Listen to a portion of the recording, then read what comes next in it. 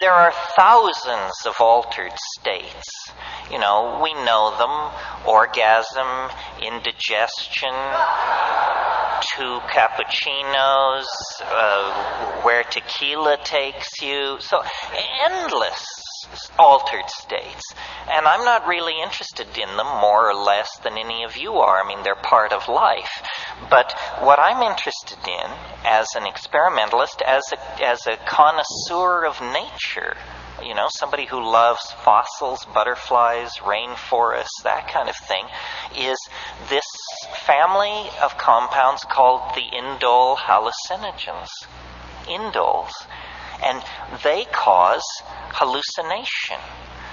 And some people say, you know, that I'm a fetishist about this, that who cares, or that there are other things besides hallucination. Yes, I know, maybe, and of course, but the reason I'm so fascinated by hallucinations is because, to my mind, when you're hallucinating, you have an absolutely clear proof that you are not generating this material. You know, it's not funny ideas. It's not racing thoughts. It's not insight into what your boyfriend really meant yesterday. That kind of thing we all can generate by just inspecting our own minds. But a hallucination is to be in the presence of that which previously could not be imagined. And if it previously could not be imagined, then there is no grounds for believing that you generated it out of yourself. I mean, we should each know our own inventory. You know what's in your cupboard. You know what's in your chest of drawers. For God's sake, you ought to know what's in your mind. Well, then if something comes forward and you say, that's not mine, that's not in my inventory, then you have a kind of perfect proof that this is coming from somewhere else. And then the question becomes, where? And we can set off into that. Opinions differ, and nobody has God's truth on it. A reductionist, somebody who didn't like these substances, would say, oh, well, it's just neurological chaos. It's just you've interrupted the normal functioning of good brain chemicals, and evil brain chemicals are now giving a sense of a chaos.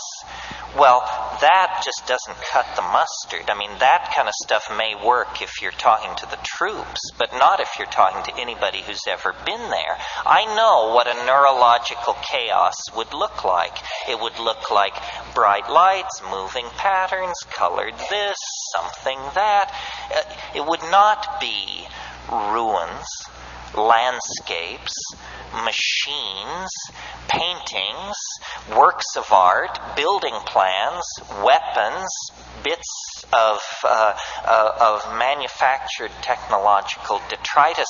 These things are too coherent. They're objects in some kind of superstructure of the mind. And for me, this was the revelation.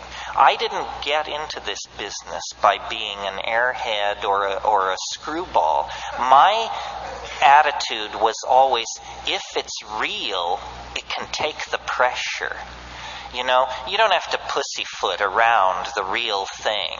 If they're telling you, you know, oh, you must lower your voice and avert your gaze or this and that, then you're probably in the presence of crap.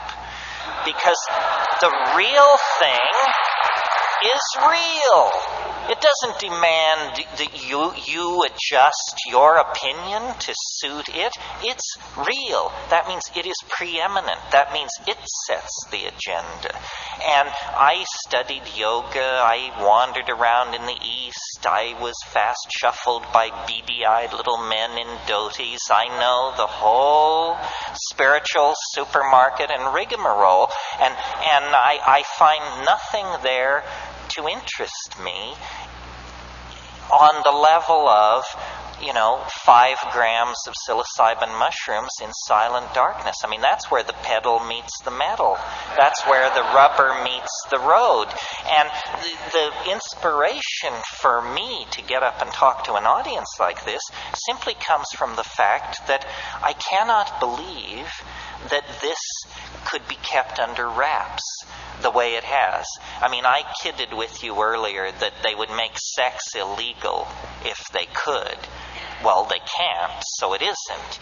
But the psychedelic experience is as central to understanding your humanness as having sex, or having a child, or having responsibilities, or having hopes and dreams.